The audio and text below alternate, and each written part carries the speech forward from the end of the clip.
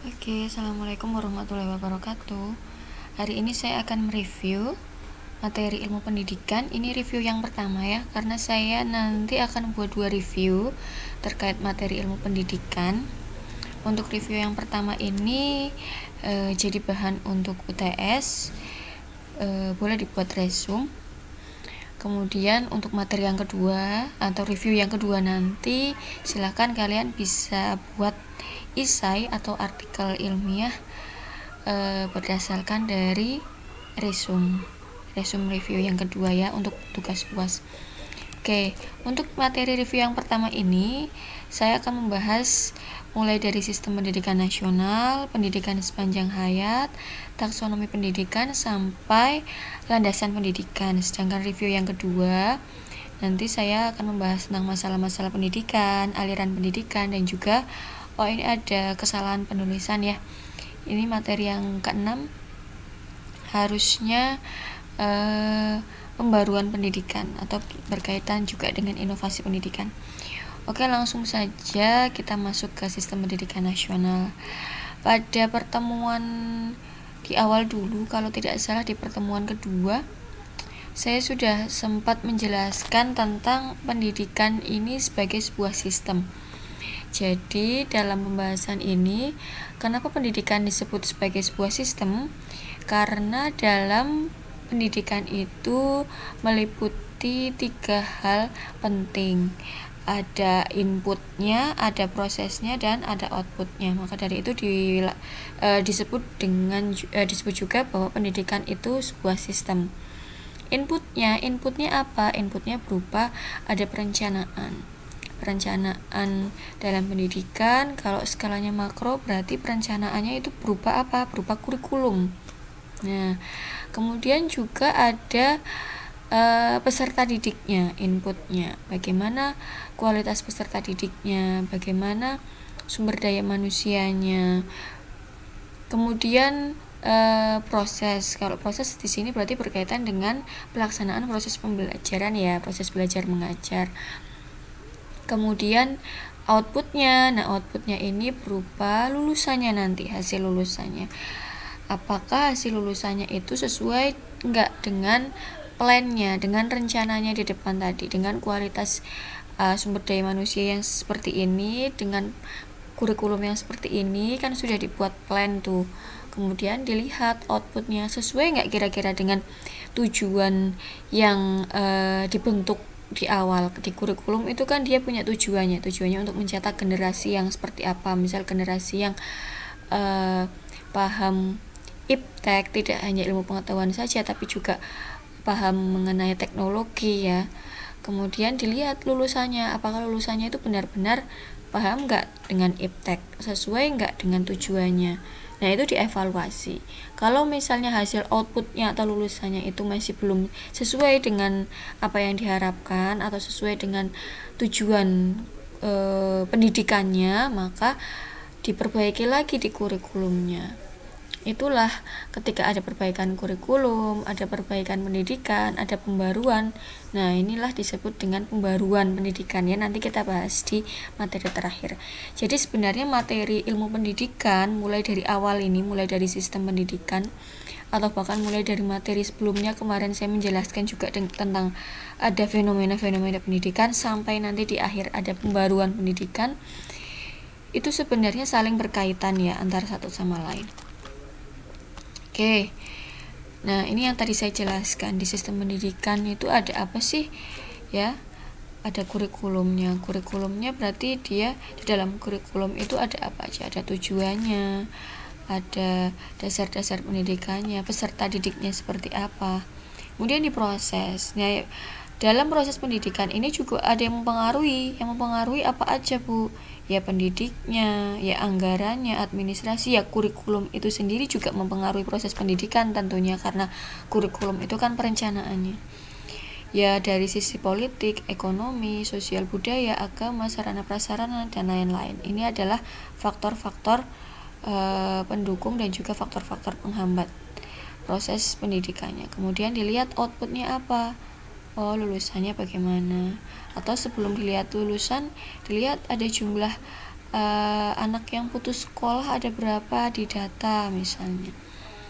Nah, nanti bisa untuk perbaikan juga ke depannya. Nah, kita lihat kurikulum di Indonesia dari masa ke masa ya.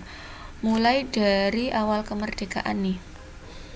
Nah, tentunya di sini Pancasila landasan utama praktik pendidikan berdasarkan pasal 31 UUD 45. Pada masa itu yang berlaku adalah kurikulum 47. Nah, di sini rencana pembelajaran dirinci dalam uraian Pancasila. Kemudian ada setelah kurikulum 47 ada pembaruan lagi, ada kurikulum 64. Nah, ini pada masa Orde Lama. Orde Lama itu meliputi ini ya, kurikulum 64 dan juga kurikulum 68. Jadi ada pembaruan lagi 4 tahun setelah kurikulum 64. Karena di sini dulu itu kita baru merdeka ya, kemudian di sini juga masih dalam proses pembaruan dan penataan pendidikan juga, maka yang diutamakan di sini adalah masih dalam konteks pendidikan sekolah dasarnya, karena dulu kan pendidikan kita pada masa sebelum kemerdekaan itu kan masih sangat terbelakang, masih sangat tertinggal. Kemudian setelah merdeka baru mulai ditata ya. Yang ditata dulu pertama kali adalah pendidikan dasarnya, SD-nya dulu. Masuk ke 1968 juga ya. Ini masuk masih dalam Orde Lama ya. Kemudian setelah Orde Lama ini yang ditata adalah pendidikan dasarnya. Maka pada Orde Baru ini masuk ke kurikulum 1973. Dasarnya di sini juga sudah lebih banyak. Kalau tadi dasarnya itu pasal 31, kemudian Orde Lama ada dasarnya pasal 30, ini undang-undang sementara ya. Kemudian ada UU nomor 4 tahun 1950. Kemudian di Orde Baru ini dasarnya juga lebih banyak lagi. Di sini dasarnya 1, di sini dasarnya ada 2, di sini dasarnya ada 3 nih tentang pendidikan nasional. Di sini bisa dibaca ya, tetap MPRS, ada Undang-Undang nomor 2 tahun 89. Kemudian ada 17 perangkat hukum berbentuk peraturan pemerintah dan keputusan menteri. Maaf ya kalau banyak gangguan suara. Kemudian di masa Orde Baru dimulai dari kurikulum 73 ini ada pembaruan lagi kurikulum 75. Nah, di sini di 73 ada kurikulum namanya kurikulum proyek perintis sekolah pembangunan. Kemudian 75 ada kurikulum sekolah dasar. Di sini muncul normalisasi kehidupan kampus. Kemudian di tahun 1984 ada pembahasan tentang cara belajar siswa aktif atau CBSA pada saat itu. Kemudian kurikulum 1994 itu mulai dikenalkannya ada simbol Tutwuri Handayani ya. Kemudian kurikulum 1997 ada revisi dari kurikulum 94. Nah, ini adalah pada masa Orde Baru mulai dari kurikulum 73 sampai 97. Kemudian kurikulum 97 ini kita masuk ke masa reformasi nih. Masa reformasi di sini mulai dari ada perubahan di kurikulum 2004. Undang-undangnya di sini ada Undang-Undang nomor 20 tahun 2003 tentang sistem pendidikan nasional. Nah, di sini sudah lebih lengkap, sudah diperbarui ya. Sudah ada pembaruan pendidikan mengikuti dengan perkembangan ilmu pengetahuan dan juga teknologi. Kemudian di sini di kurikulum 2004 ini saya ingat sekali nih, mulai ada rintisan mengenai kurikulum KBK atau kurikulum berbasis kompetensi. Ya, jadi KBK itu muncul di kurikulum 2004 KBK. Di kurikulum KBK ini ada ciri khasnya, mulai muncul adanya kelas akselerasi. Nah, jadi kelas akselerasi sebenarnya sudah ada sejak kurikulum 2004 ya. Cuma mungkin pada saat itu memang masih dalam merintis ya, belum pengembangan, tapi masih dalam proses perintisan. Kemudian kurikulum 2006 di sini ada perubahan, tadinya ada KBK, kemudian 2006 itu pakai KTSP atau kurikulum tingkat satuan pendidikan. Nah, di KTSP ini sekolah itu diberi otonomi, jadi sekolah itu bebas mengembangkan kurikulum sesuai dengan kondisi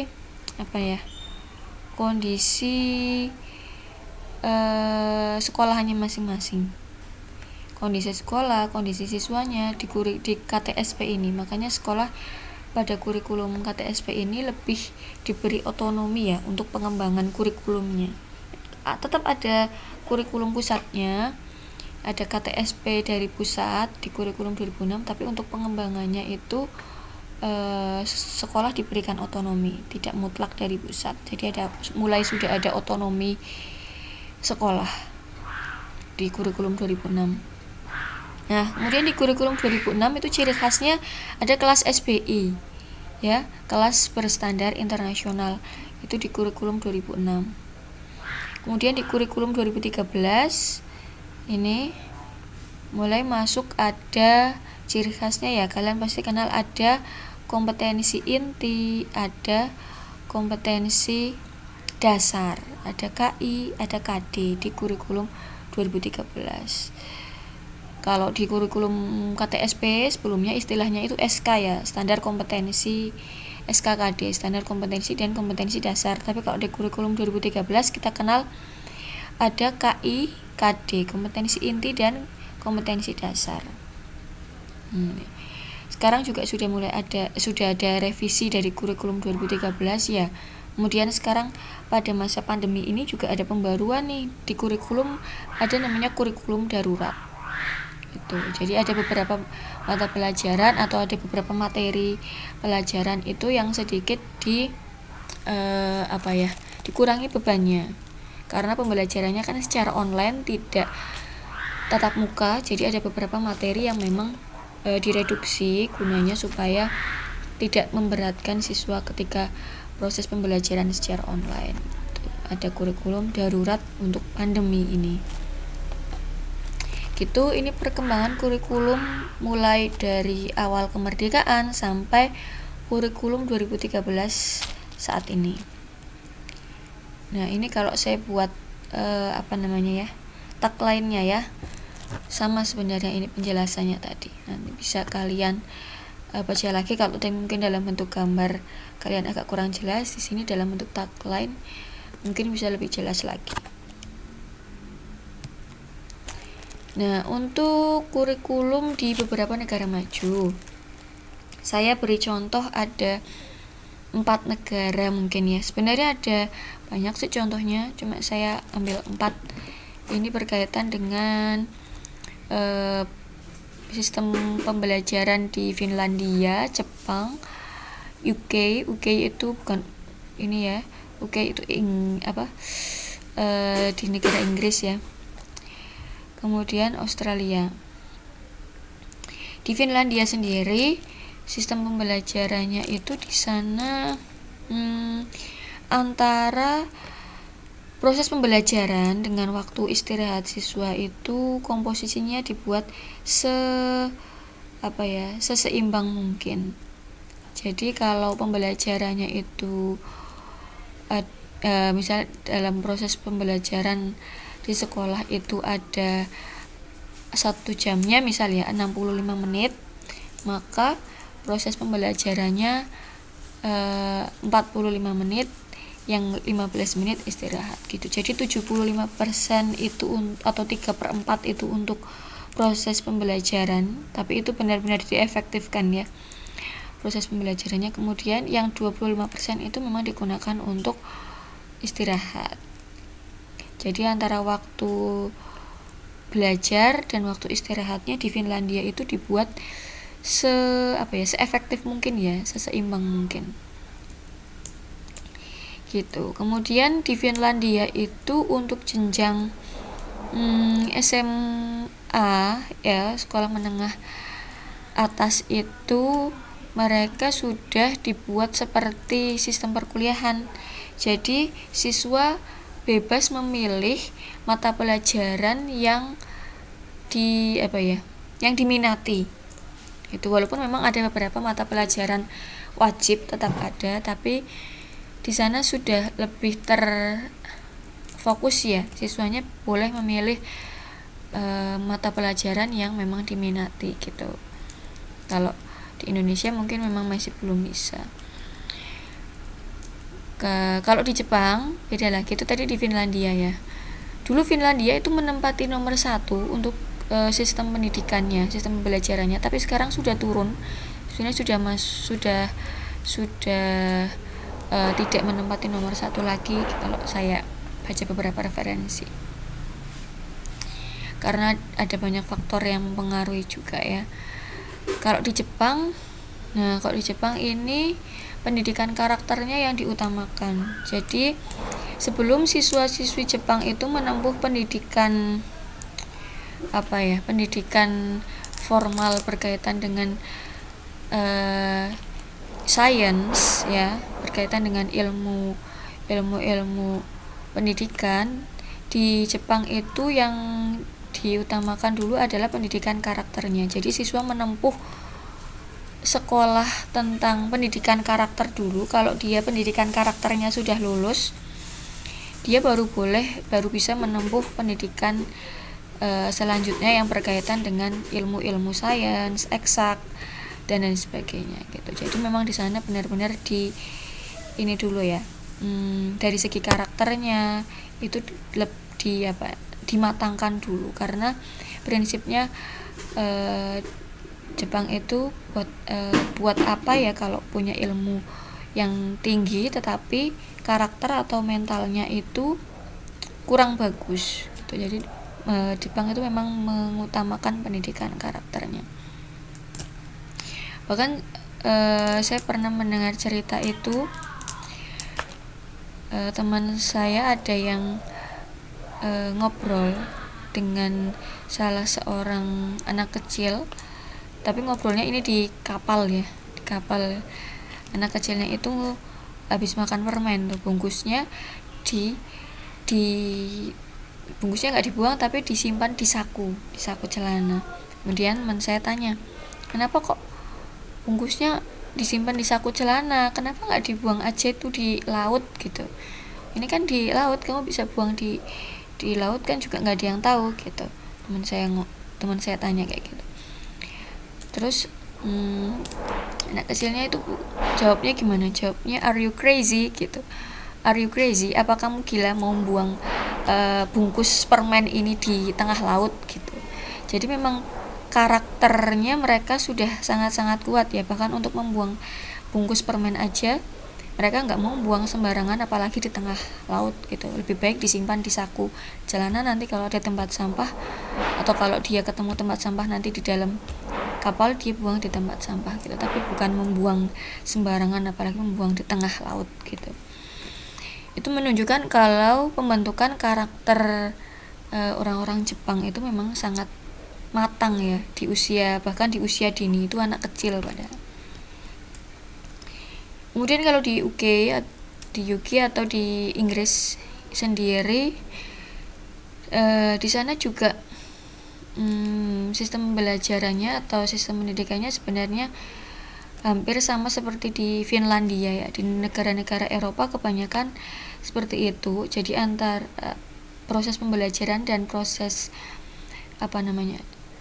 dan waktu istirahat mereka itu memang ditata dengan porsi yang seefektif mungkin. Ketika pembelajaran diefektifkan, tapi ketika istirahat ya istirahat gitu. Kalau di UK itu mereka disiplin ya. Kalau pengalaman saya berkomunikasi dengan orang Inggris, kebetulan dulu waktu tesis itu saya mengajukan judul pengembangan model pembelajaran dan yang membuat model pembelajaran itu orang Inggris, namanya Miss Bill Wallace. Waktu itu saya kontak beliau via email, dan saya sebenarnya nggak terlalu berekspektasi tinggi ya, karena beliau pembuat model, beliau juga seorang pendidik dan juga orang yang expert di bidangnya, pasti kan juga mungkin sibuk. Saya nggak berekspektasi kalau email saya bakal dibalas. Tapi memang kalau orang luar, orang Eropa sana, kalau ada email masuk itu responnya luar biasa bagus ya. Jadi benar-benar sangat merespon, benar-benar sangat respect. Padahal waktu itu saya hanya bilang saya tertarik untuk melakukan penelitian pengembangan terkait dengan modelnya Miss Bell ini. Saya mau melakukan pengembangan di tingkat SMA gitu. Kemudian responnya sangat bagus, dia bahkan memberikan atau mengirimi beberapa artikel penelitiannya beliau, kemudian mengirimi beberapa textbook, mengirimi beberapa gambar, mengirimi beberapa referensi gitu. Jadi tanpa saya meminta ya, responnya sangat bagus sekali. Ketika saya bilang saya tertarik dengan ini, langsung mereka responnya langsung benar-benar menyambut dengan hangat dan sangat-sangat support gitu ya. Walaupun mungkin di Indonesia juga beberapa ada yang seperti itu, tapi saya benar-benar sangat sangat sangat kagum gitu dengan kecepatan membalas emailnya juga. Itu dalam waktu 1 hari atau ya itu sudah dibalas dengan dikirimi beberapa link dan lain sebagainya gitu. Jadi memang mungkin di sana rasa ingin tahunya juga, mereka rasa ingin tahunya tinggi dan rasa respect terhadap ilmu pengetahuan juga sangat tinggi. Kemudian di Australia, kalau di Australia kemarin kalau ada yang menyimak seminar yang dari UNY terkait dengan kurikulum pembelajaran biologi, jadi kalau di beberapa negara maju ada kurikulum intinya memang, tapi juga ada kurikulum mata pelajaran biologinya, termasuk di Australia. Di Australia ini ada kurikulum pembelajaran biologi tersendiri ya. Jadi ada kurikulum spesifik, kurikulum biologinya.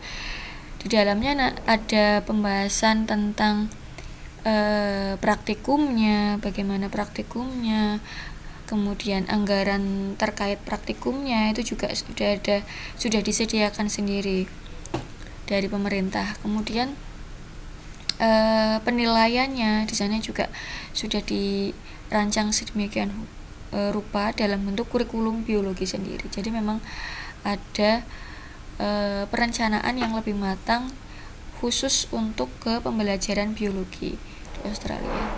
Di Australia ini kalau praktikumnya, jadi antara praktikum di SMA mereka berkolaborasi dengan praktikum di perguruan tinggi. Jadi anak-anak SMA banyak yang melakukan praktikum juga di kampus-kampus yang ada di Australia. Jadi antara perguruan tinggi dan sekolah menengah itu kolaborasi dalam hal pelaksanaan praktikum ini. Mungkin yang di Indonesia belum dilaksanakan secara maksimal di situ juga. Jadi kalau di Australia itu SMP itu sudah masuk kategori senior high school ya.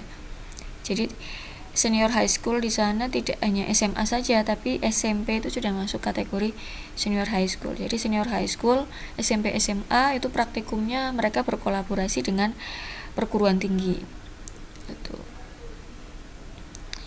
Itu ada beberapa contoh pembelajaran di beberapa negara maju dan sistem pendidikannya. Mungkin kalian kalau mau buat esai atau buat artikel ilmiah bisa tuh menyoroti beberapa pembelajaran atau sistem pendidikan di negara maju.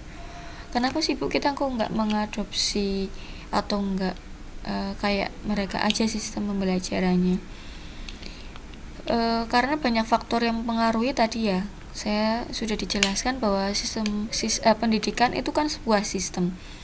Dalam proses pembelajarannya itu ada banyak faktor tadi, tidak hanya faktor kurikulum aja atau sarana prasarana aja, tapi politik, sosial budaya, agama, ekonomi, anggaran, administrasi, ini kan jadi faktornya kompleks. Tidak bisa serta-merta kita mengadopsi kita kayak di Inggris aja atau kita kayak di Australia aja, kan enggak.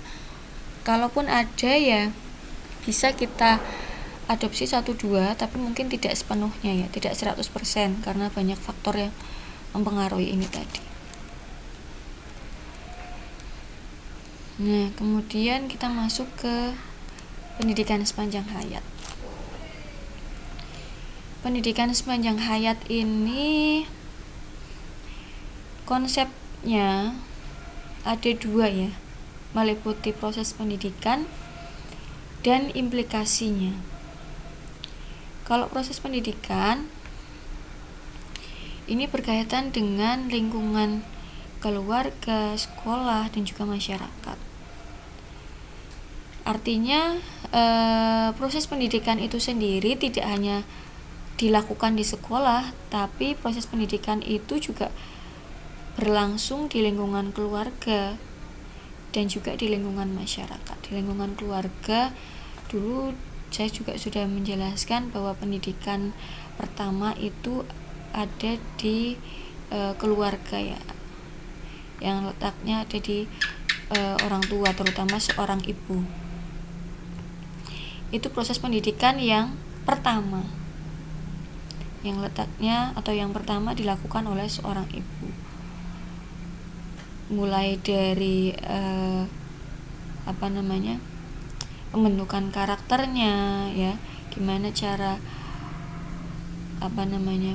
melakukan, kalau mau minta tolong itu harus mengucapkan tolong ya. Bu kalian kan juga mengajarkan ketika waktu masih kecil, ketika mau meminta tolong kepada seseorang, ucapkanlah kata tolong. Tolong ambilkan minum, tolong misalnya matikan TV-nya. Gunakanlah kata tolong ya, gunakanlah kata-kata ajaib. Kalau istilahnya guru PAUD itu, kata-kata ajaib itu ada tolong, ada maaf, ada terima kasih. Nah, itu adalah kata-kata ajaib yang diucap, yang harus kita ajarkan pertama kali ya untuk anak-anak usia dini. Jadi kalau mau memerintah atau menyuruh atau meminta tolong ya ucapkanlah kata tolong. Kalau kita sudah dibantu ya ucapkanlah terima kasih. Kalau kita berbuat salah ya ucapkanlah maaf. Itu pendidikan utama di keluarga ya, pembentukan moral karakter seperti itu yang harus ditanamkan dulu di diri seorang anak. Kemudian pendidikan agama juga ditanamkan mulai dari lingkungan keluarga ya, cara berdoa, kemudian sholat, doa mau keluar rumah ya, doa mau masuk kamar mandi, doa mau makan, mau tidur. Nah, ketika makan minum itu harus sambil duduk. Itu adalah pembentukan karakter, moral, dan juga pendidikan agama yang pertama yang dilakukan di dalam lingkungan keluarga. Kemudian di lingkungan sekolah tentu saja ada proses pendidikan ya, karena di dalamnya ada proses belajar mengajar yang dilakukan oleh guru dan juga siswa.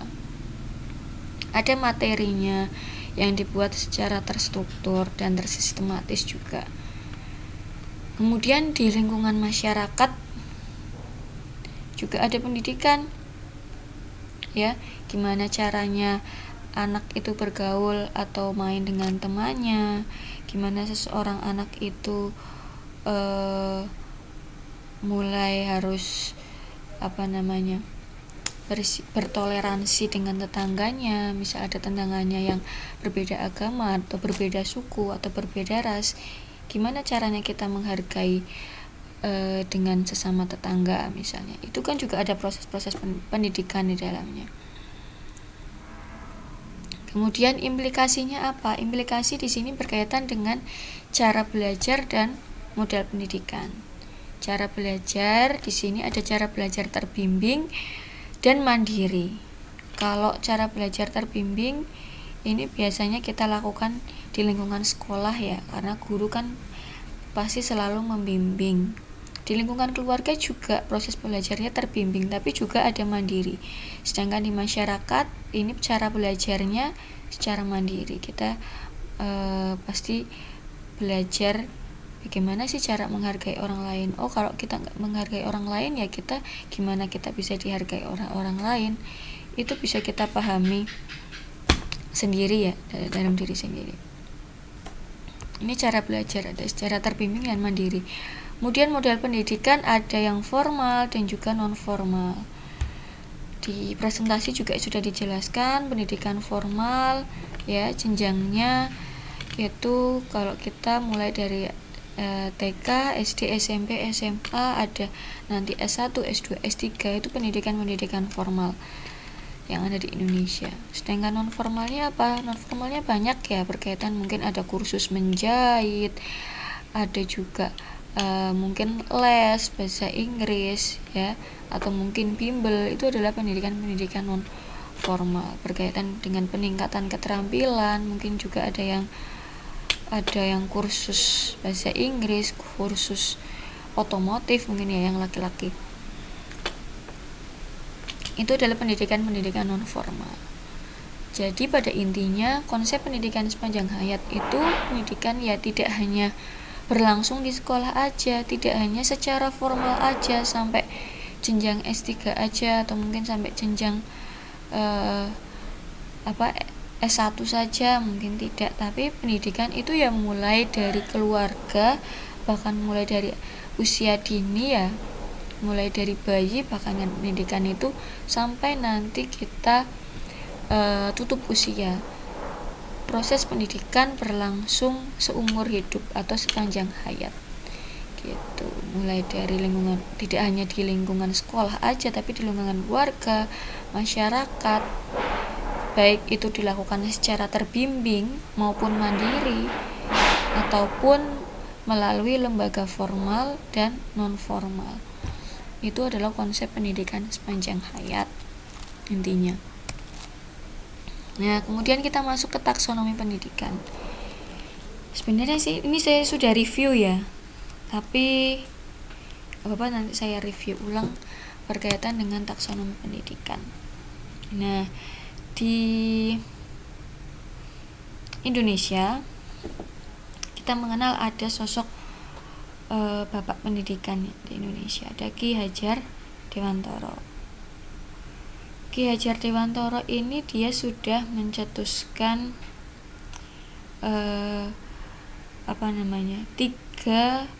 trikotomi berkaitan dengan ranah kemampuan intelektual. Ada cipta, rasa, dan karsa. Dulu saya pernah menjelaskan bahwa Ki Hajar Dewantara ini dia mencetuskan ranah kemampuan intelektual, ada cipta, rasa, dan karsa itu jauh sebelum itu menciptakan atau mencetuskan tentang konsep kognitif, afektif, dan psikomotor ya. Jadi Ki Hajar Dewantara sudah mencetuskan cipta, rasa, dan karsa di tahun 1922. Nih, ranah kemampuan intelektual. Cipta, rasa, karsa. Cipta itu berkaitan dengan aspek kemampuan berpikir ya. Dimana kita bisa menciptakan ketika kita bisa berpikir. Kita mempunyai kemampuan berpikir, maka kita bisa menciptakan, meng-create suatu produk atau suatu hasil. Kemudian berkaitan juga dengan rasa.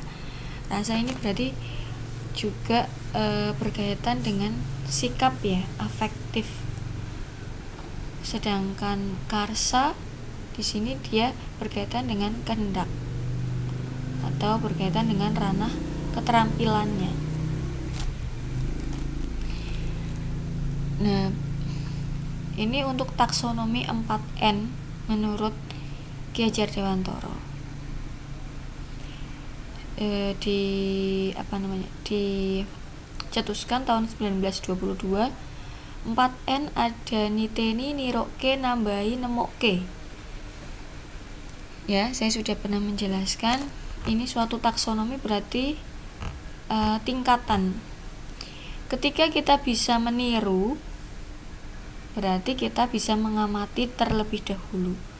Kalau kita mau memodifikasi, nambahi, berarti kita harus bisa apa? Harus bisa ngamati dan meniru. Nah, kemudian ketika kita bisa menciptakan, ini ya, cipta, bisa nemoke, bisa membuat baru, maka kita harus apa dulu ya? Harus ngamati dulu, harus meniru, harus memodifikasi, harus niteni sek, niroke, nambahi, baru bisa nemoke. Ini taksonomi 4N oleh Ki Hajar Dewantara. Nah, sedangkan ranah kemampuan intelektual menurut Bloom ini dicetuskan tahun 1956 oleh Bloom. Meliputi apa ranahnya? Kognitif, afektif, psikomotor. Oleh Bloom tahun 96. Ini untuk yang kognitif. Kognitifnya sekarang sudah mengalami taksonomi Bloomnya sekarang sudah mengalami revisi ya. Jadi kalau kalian mau gunakanlah revisi taksonomi Bloom. Ini oleh Anderson dan Cradwell. Ini yang sebelum revisi nih. C1 sampai C6 sebelum revisi. Sedangkan C1 sampai C6 setelah revisi ada yang di kolom sebelah kanan. Bedanya apa? Bedanya ini bisa dilihat. Untuk C1 pengetahuan itu direvisi menjadi ranah mengingat. Untuk yang C2, C3, C4 sama. Kemudian C5 yang berubah. C5 di sini sintesis, C6 evaluasi. Sintesis dan evaluasi ini digabung menjadi mengevaluasi saja. Sedangkan C6-nya di sini berubah menjadi mencipta. Mencipta di sini ada aspek sintesisnya juga ya. Mencipta atau create. Nah, jadi berubahnya ada di ranah C1, C5 sama C6. Ini yang sudah direvisi. Nanti kalian bisa lihat di ini atau di file yang saya kirimkan juga. Nah, bisa dilihat ini ada C1 sampai C6. Ini yang lama belum revisi ya, ini sudah revisi ya. Nah, ini KKO-nya, kata kerja operasionalnya. Buat apa Bu KKO? KKO ini digunakan untuk merumuskan indikator pembelajaran. Jadi misalnya kalian mau pakai siswanya supaya mempunyai kemampuan C1 mengingat. Siswanya, saya pengen siswa punya kemampuan mengingat misalnya materi terkaitan dengan materi sistem pernafasan misalnya. Berarti gunakan kata kerja ini nih indikatornya. Oh, misalnya menjelaskan. Siswa mampu menjelaskan pengertian respirasi misalnya. Atau siswa mampu menjelaskan proses respirasi sel.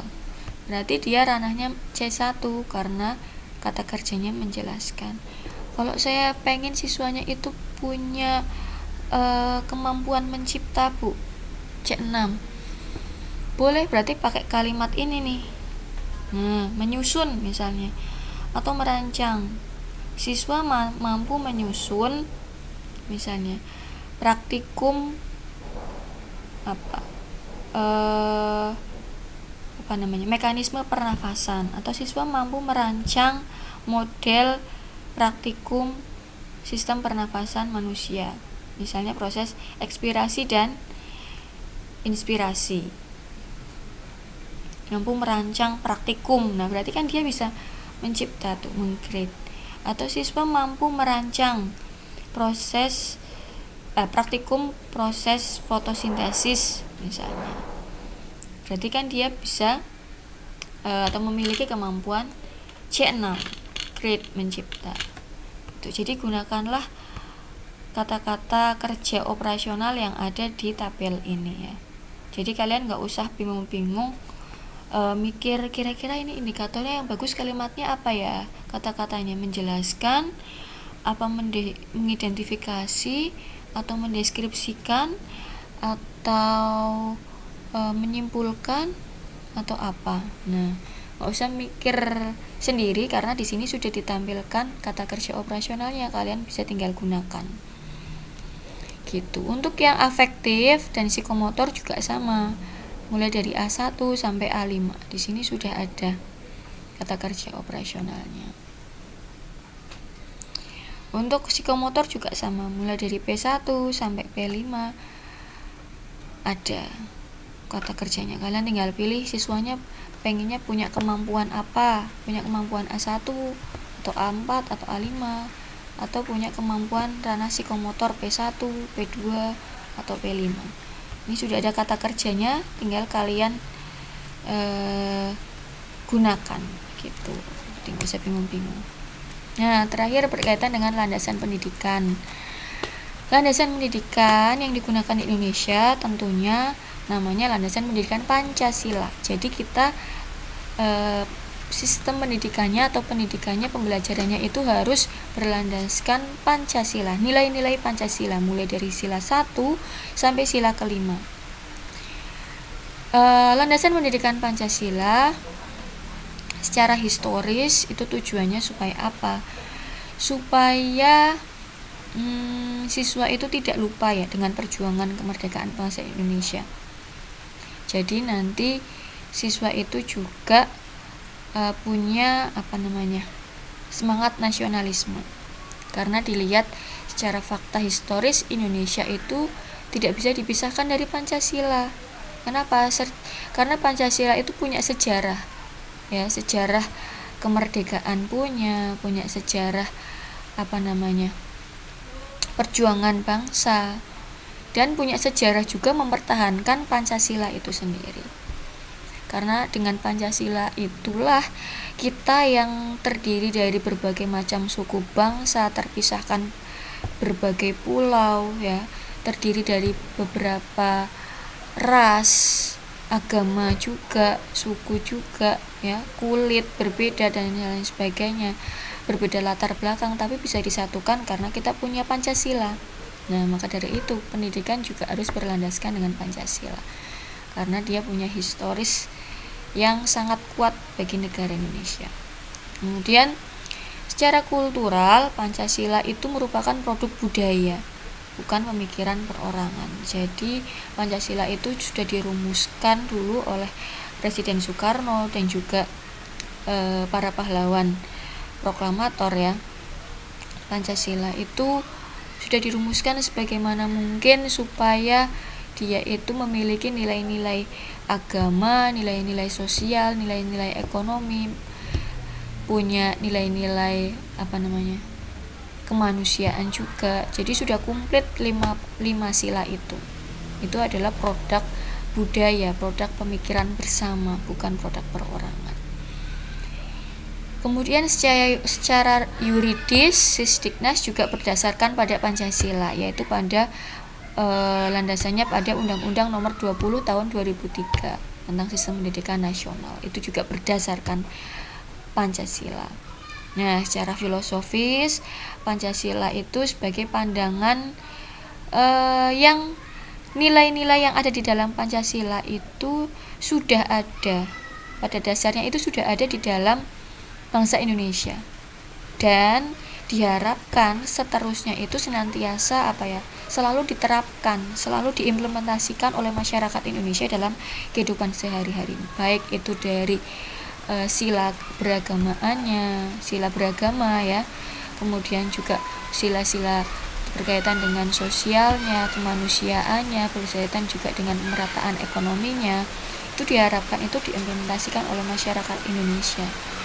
Maka kalau kita landasan pendidikannya juga Pancasila, nanti juga diharapkan tidak ada pembeda-pembedaan antara kalau sukunya kulit hitam misalnya Irian, pendidikannya beda nih dengan pendidikan yang orang Jawa, pendidikannya beda lagi dengan pendidikan enggak.